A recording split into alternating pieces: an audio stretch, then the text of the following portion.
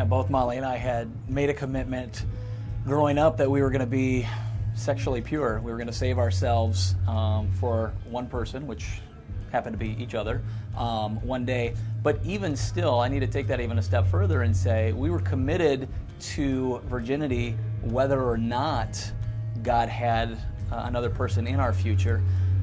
We just take God at His word, and His design for sex is within marriage. And because we both buy into that, we were willing to hold off and wait. And even if that meant, somebody would say to me, Craig, what if you never get married? What if it never happens? You're going to have missed out. And I say, no, I wouldn't miss out, because I get to stand before my Lord and have Him say, well done. There are no guarantees. And part of our story too is that, yes, we saved ourselves, and yes, it's been great, and we don't second guess that for a day. But if they're not content in Christ as single people, they're not going to be content in finding someone else in a relationship. There's this weird myth that two halves make a whole in a relationship, but two wholes make a whole.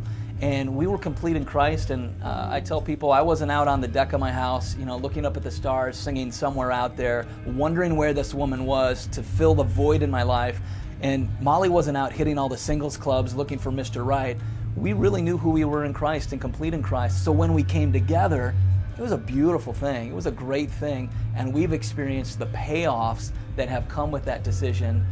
Decisions we made in high school and in middle school are paying off years and years later. Some people think, well, it's high school, it's middle school. I'm going to have my fun now, but I don't know of an alcoholic. Well, there's very few who started later in life. Like most of them, it's the decision in middle school. It's the decision in high school. I'm going to go to that party. I'm going to go to that club. I'm going to sneak out of my house. And that's where it began. And those decisions follow with you for the rest of your life. I have friends in my hometown that are alcoholics and are addicts. And those decisions, it wasn't college. It wasn't after college. It was middle school and high school. And it's so important to make those types of decisions, whether it's purity or whether it's decisions about alcohol or drugs or your future, to make those early and then stick with them. Do whatever it takes to fight for those things that you've set in place, those standards, those convictions, and don't flee from them. Mm-hmm. Yeah. I was telling Craig the other day that we speak for teenagers a lot, but I said, I think that we should start doing marriage conferences. And of course, being married only 4 years, that doesn't seem like we could do that. But what I said is the marriage conferences should be to teenagers who want to invest in their future marriage.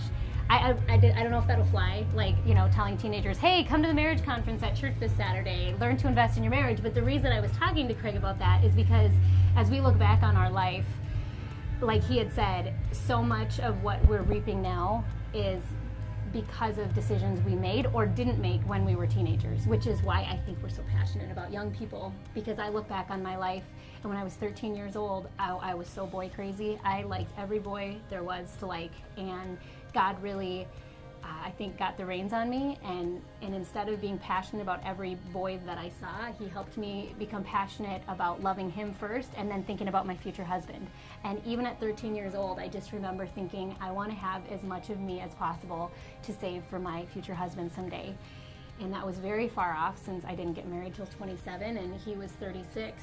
But though it wasn't always easy to wait, I think the fact that we did, and now we can look back and say our marriage is going very well. Not so much because of what we're doing in our marriage now, although that does help, but because of what we did before we ever met. And it's so fun to talk to teenagers, to be able to say we've been there and we understand the pressure, but we also know what it's like to say no to the pressure. We're excited to be kind of a success story, and we say that humbly because we couldn't have done it without God. But a lot of times teenagers hear from people who say, don't do what I did. And we want to say, you know what, you can make good choices, have fun in life, and there's payoff. If not just the payoff of being able to hear one day, well done. So we are grateful for the decisions we made when we were teenagers because they affect us today. Let me put-